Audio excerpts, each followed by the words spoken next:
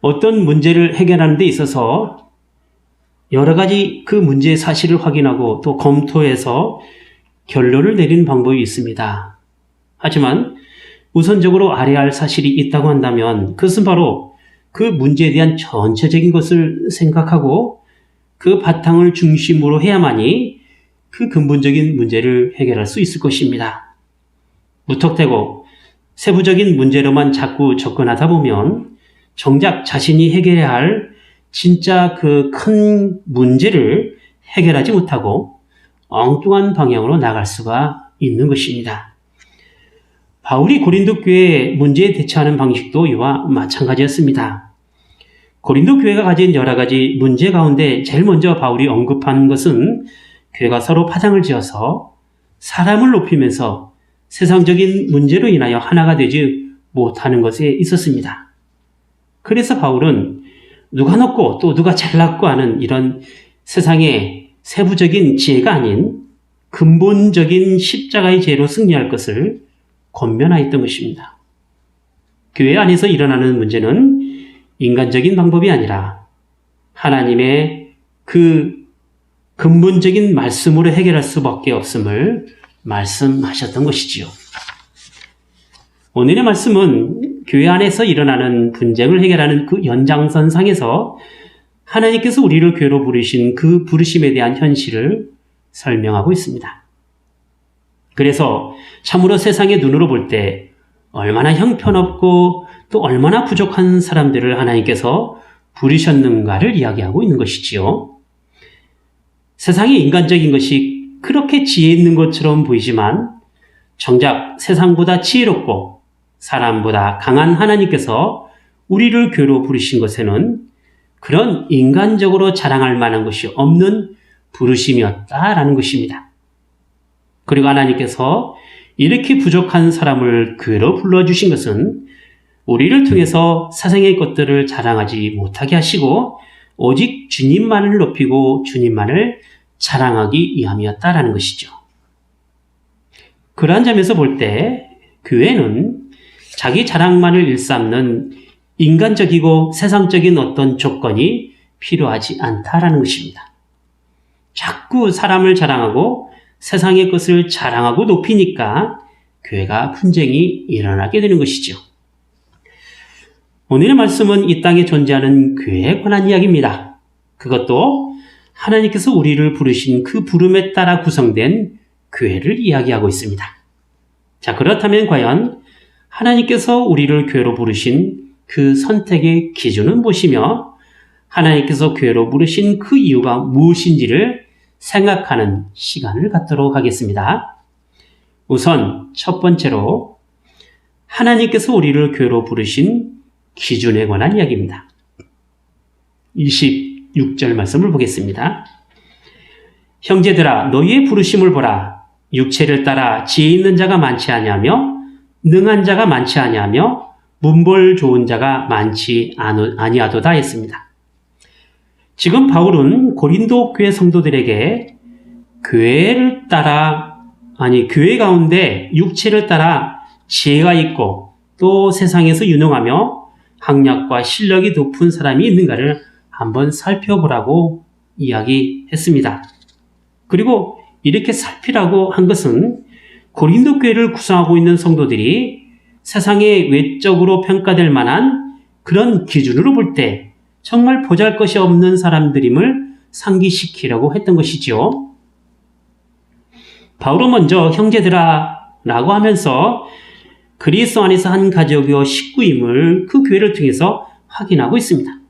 그리고 하나님께서 고린도 교회가 하나님께서 선택하여 부르신 그 기준이 무엇인지를 밝히고 있는 것이죠. 그것은 바로 교회를 구성하고 있는 많은 사람이 인간적으로 볼 때 지혜가 없는 사람이라는 것입니다. 세상의 지혜로 보면 어리석은 사람이란 뜻이죠. 또한 고린도 교회에 속한 많은 이들은 대체로 세상 권세나 능력을 소유한 사람이 아니라는 것입니다. 말하자면 세상에 어떤 영향력을 끼칠 만큼의 그 위대함이나 그 실력을 지닌 사람이 아니라는 뜻이죠. 그리고 고린도 교회는 대부분 높은 학력이나 또 고귀한 가문에 속한 사람이 없다는 것입니다. 이것은 실제로 고린도 교회를 구성하고 있는 다수의 사람은 하층민 혹은 노예로 있었던 것이기에 정말로 보잘것없는 존재들이 모여서 고린도 교회를 이루고 있었던 것입니다. 물론 하나님께서 이렇게 부족하고 또 못나고 실력 없는 사람들을 교회로 부르신 것이 교회가 이렇게 저급하고 능력이 없다라는 것을 그들을 통해서 나타내기 위함은 절대 아닙니다. 하나님의 교회가 저급한 수준에서 이루어지는 것이라고 한다면 어떻게 교회를 통하여 신령하고 고도한 하나님 나라를 이루며 살아갈 수가 있겠습니까? 무지와 무능은 사회를 건전하고 바르게 세워가는데 많은 장애가 생기기 마련인 것이죠. 그래서 가정에서도 자녀들을 가르치는 것은 사회를 구성해 가는데 실력 있는 사람으로 키워가기 위함인 것입니다. 일반적으로 어떤 사회를 구성해 나가거나 또 일이 진행되어 가는 그런 사명을 감당하기 위해서는 그 일을 감당할 만한 사람을 들어 쓰는 것이지 무능하고 저급하여 감당하지 못하는 사람으로는 도무지 사회를 형성할 수 없고 또 하나님 나라를 세워갈 수 없는 것입니다. 그런 점에서 볼 때 여기서 말하는 그 지혜가 없거나 또 무능하거나 혹은 문벌이 좋지 않다라는 말은 앞서 말한 저급한 수준의 개념을 말하는 것이 아닙니다. 비록 세상의 눈으로 볼 때 지혜가 없어 보일지라도 보잘것없는 존재로 비춰질지라도 세상의 지혜보다 세상의 문벌보다 세상에서 보이는 그 무엇보다 하나님의 부르심에 따라 하나님의 지혜 안에서 살아가려는 사람들을 이야기하고 있는 것입니다. 자, 아무리 세상의 그 권세와 세상의 지혜가 높고 대단하다 하더라도 그것이 교회를 이루고 있는 중요한 원리가 아니라 점차 세상의 지혜나 그 기준을 떠나서 하나님의 말씀에 따라 하나님의 지혜 원리에 따라 교회를 운영해 나가는 사람들이 된다라는 것이죠. 결국 하나님께서는 그런 하나님의 방식에 따라 함께 하나님을 의지하며 살아가는 그런 사람들을 통해서 교회를 이루어 가시는 것이고 그런 사람들을 교회로 부르시는 것입니다. 자, 그렇다면 두 번째로 우리가 생각해 볼 것이 있는데 하나님은 왜 오직 하나님의 지혜 방식에 따라 교회로 부르시는 이유가 무엇인가 라는 것입니다. 27절부터 29절 말씀을 보겠습니다. 그러나 하나님께서 세상에 미련한 것들을 택하사 지혜 있는 자들을 부끄럽게 하려 하시고 세상에 약한 것들을 택하사 강한 것들을 부끄럽게 하려 하시며 하나님께서 세상에 천한 것들과 멸시받는 것들과 없는 것들을 택하사 있는 것들을 폐하려 하시나니 이는 아무 육체라도 하나님 앞에서 자랑하지 못하게 하려 하심이라 했습니다. 여기 보면 교회로 부르심을 받은 사람들이 등장하는데 세상에 미련한 것, 세상에 약한 것, 세상에 천한 것, 멸시받는 것, 없는 것입니다. 모두 다 한결같이 이 세상의 지혜와 비교해 볼 때 결코 앞서거나 대단하다 할 만한 것이 없는 그런 사람들이다라는 것이죠. 그런데 하나님께서 그들을 택하신 이유가 무엇이냐면 이렇게 보잘것없고 대단하거나 능력이 없는 사람들을 교회로 불러 모아주셔서 그들로 인하여 오히려 세상이 가지고 있는 여러 가지 지혜가 못났다라는 사실을 증명하기 위함인 것입니다. 한번 보세요. 세상에 미련한 사람들을 택하여 어떻게 하신다고 했습니까?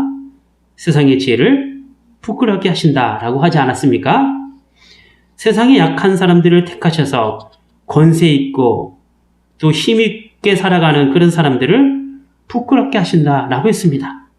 세상의 천함과 멸시와 없는 사람들을 택하셔서 있는 것으로 자랑하는 사람을 없게 만드신다라는 것입니다. 미련하고 약하고 없는 것들을 통해서 세상의 지혜와 강함과 있는 것을 무력화할 수 있다라는 것인데 이것은 교회가 세상보다 더 대단한 것을 이야기하고자 함에 있는 것은 아닙니다. 29절에 있는 것처럼 어떤 누구라도 하나님 앞에서 자랑하지 못하게 하시기 위함인 것이지요. 물론 교회 안에는 모두 미련하고 약하고 없는 사람만이 존재하는 것은 절대 아닙니다. 때로는 교회 안에 재력가도 있고 때로는 실력자도 있어서 하나님의 교회를 잘 세워가는 일에 앞장서는 사람들이 존재하기도 합니다. 그들은 인텔리겐차라고 해서 소위 우리는 그들을 인텔이라고 부릅니다. 종교개혁 당시에도 보면 로마 카톨릭으로부터 교회가 개혁교회로 나와서 출발했을 때 교회를 힘껏 지지했던 사람들의 면면을 보면 당시 상인이었고 깨어있는 지식이었습니다. 그래서 교회가 재정적으로 힘들지 않게 되었던 것이고 말씀에 깨달음을 더해갈 수 있었던 것입니다. 물론 교회 다수를 이루고 있었던 사람들은 가난하고 비천하며 어디 하나 내세울 곳이 없는 사람들이었습니다. 하지만 앞서 교회를 지지했던 사람들이 있었기에 종교개혁이 성공할 수 있었던 것입니다. 교회는 이렇게 하나님의 말씀으로 앞서서 이끌어가는 그런 사람들과 또 뒤에서 힘껏 밀어주는 사람들을 통해서 세워져 갔던 것입니다. 하지만 여기서 말하는 그 약하고 미련하다라고 말하는 주된 문제는 고린도 교회를 형성하고 있는 성도들이 그런 부류의 사람들로만 구성되어 있다는 것을 말하고자 함이 아닙니다.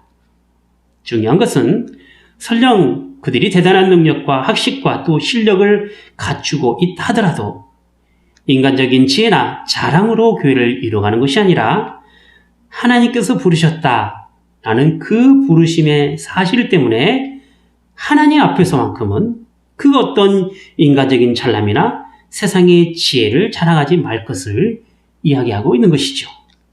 그리고 이렇게 하나님께서 우리를 교회로 불러주신 큰 의미를 알고 있다면 절대로 인간의 자랑이나 지혜로 인하여서 교회가 분열되어 분쟁이 일어나지 않게 된다라는 것입니다.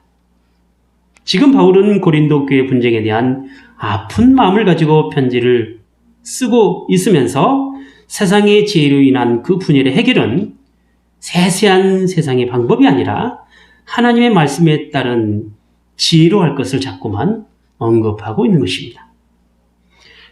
하나님께서 교회를 이뤄가시는 방식은 교회로 부르시는 그 부르심으로부터 시작하게 됩니다.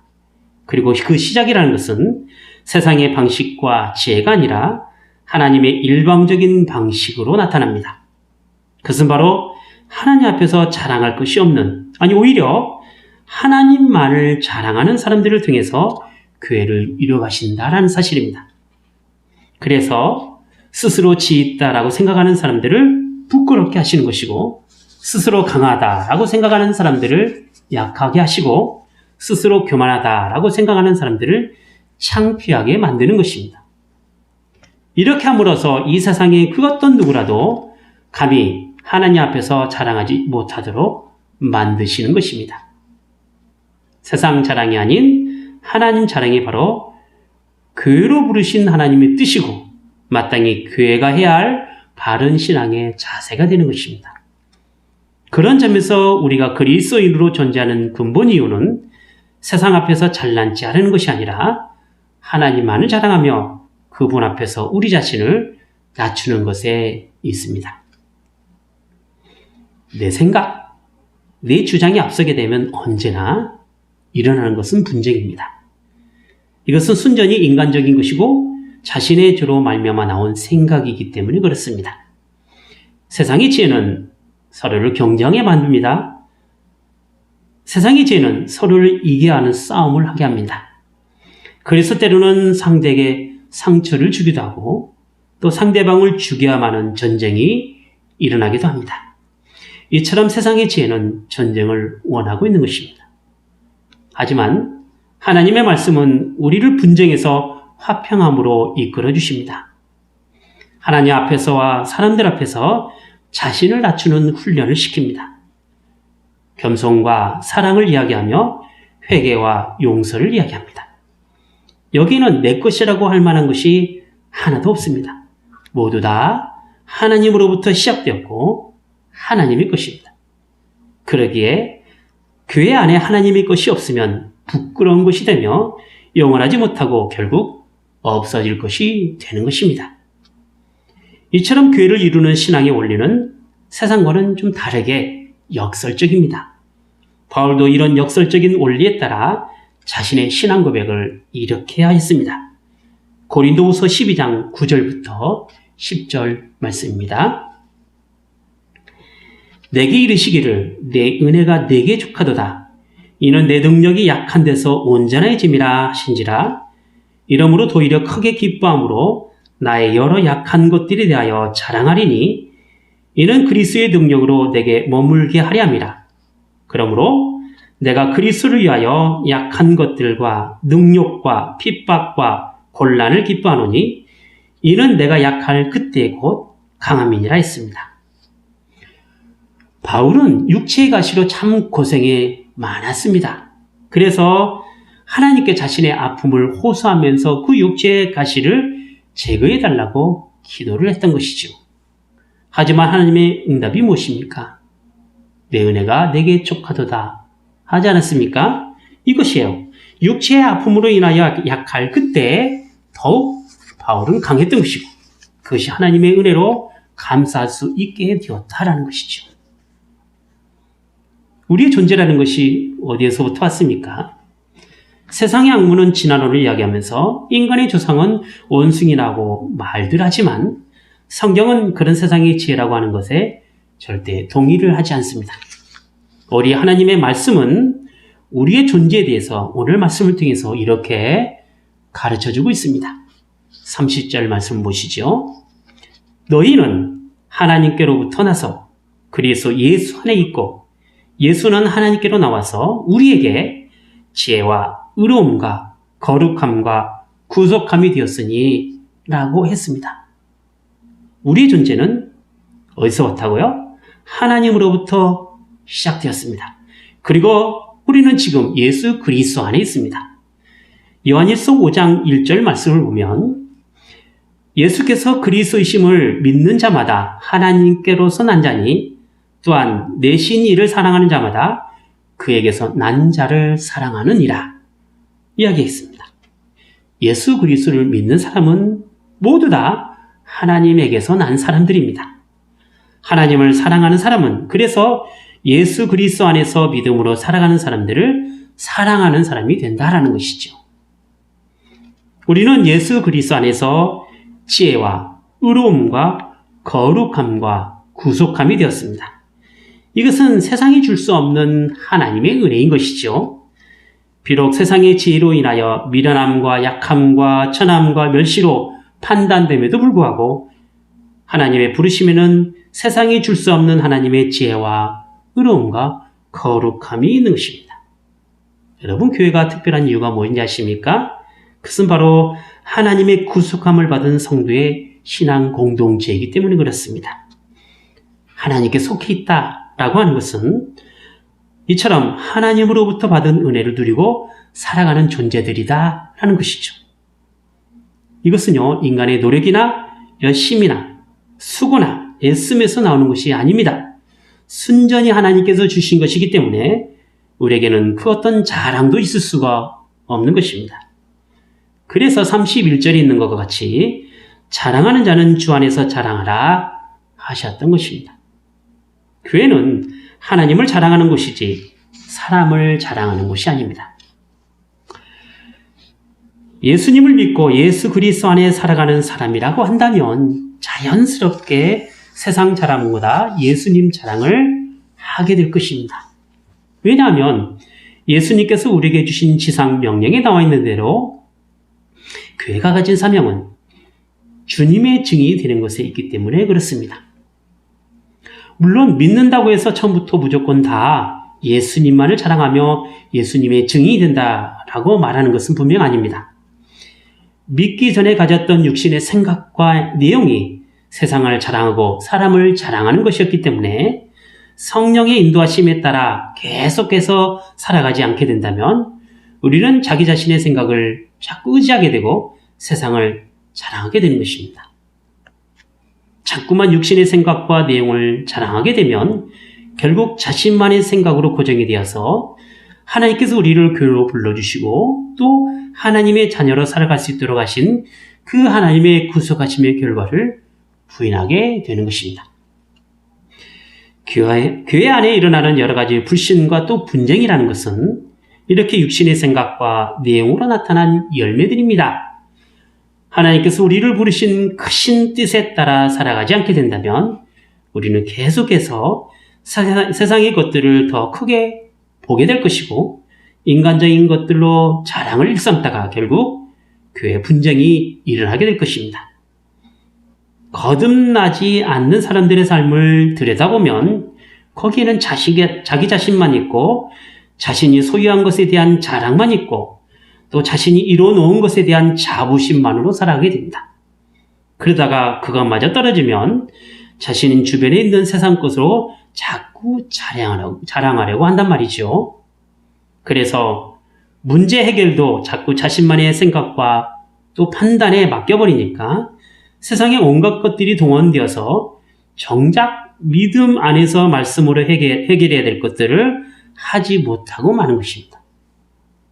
하지만 진정으로 하나님과 믿음의 관계를 맺고 살아가는 사람은 세상의 지혜로 인한 자신의 판단과 또 자신만이 가지고 있는 근거를 내세우지 않습니다.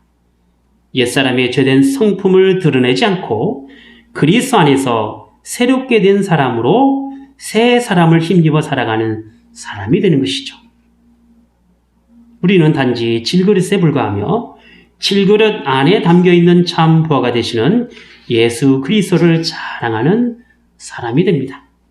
이것이 하나님께서 우리를 교회로 부르신 그 부르심의 뜻에 따라 살아가는 지혜로운 사람이 되고 교회를 하나가 되게 하는 놀라운 능력이 되는 것입니다. 하나님 말씀이 내 자랑이 아니라 주님만을 자랑하게 만듭니다. 기도하겠습니다. 거룩하신 하나님 아버지, 하나님께서 저희를 교회로 불러주시고 또 교회의 삶을 살게 하신 것은 세상의 원리나 또 세상의 방법이나 세상의 지혜로 살아가는 그 삶이 아니오라 오직 하나님의 말씀을 통하여 나온 그 지혜와 또 하나님의 일하심의 방식대로 하나님의 뜻에 따라 살아가는 것에 있음을 저희가 오늘 말씀을 통해서 알았사옵나이다. 세상에 주는 것으로는 도무지 하나님의 그 신령함과 복됨과 그 의로우심과 거룩함으로 나아갈 수 없사오니 하나님께서 주신 그 은혜로 살아갈 수 있게 하여 주시옵소서. 하나님으로부터 나지 않는 세상의 지혜나 또 세상의 강함이나 세상의 권세가 결국은 없어질 것이고 부끄러울 수밖에 없다라는 분명한 사실을 저희가 알아서 교회 안에서 이런 세상의 것들로 자랑하지 않게 하시고 오직 주 안에서 하나님만으로 자랑하는 믿음의 사람들이 되게 하여 주시옵소서. 주 예수 그리스도 이름으로 기도하옵나이다. 아멘.